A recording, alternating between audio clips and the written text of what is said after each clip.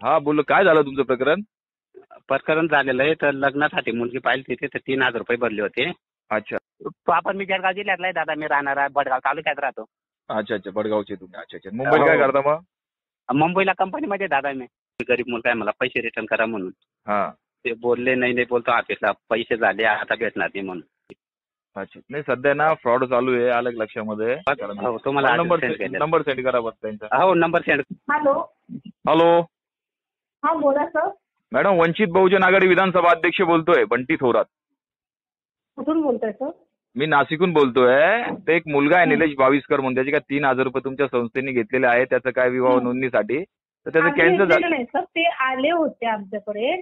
त्यांच्यासमोर आम्ही फॉर्म वर रजिस्ट्रेशन केलं, तेव्हा आम्ही फीज घेतली आणि पेड केलेले. अहो मॅडम, स्कॅम चालू सध्या चालू आहे, पूर्ण महाराष्ट्रात काम करतो मी, बंटी थोरात. युट्यूबला सर्च करा माझं नाव. तुम्ही त्या मुलाचे निलेश बाविस्कर 3,000 रुपये रिटर्न करून टाका. मी ऐका सर. हा सर आहेत आमचे सिनियर, माझ्यापेक्षा पण वरचे, ते तुम्हाला फोन अहो, कर. फोन येणार सर.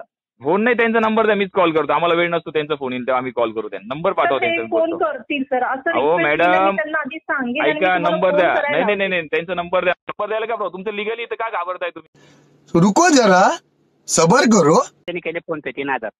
भेटले का पैसे तुमचे?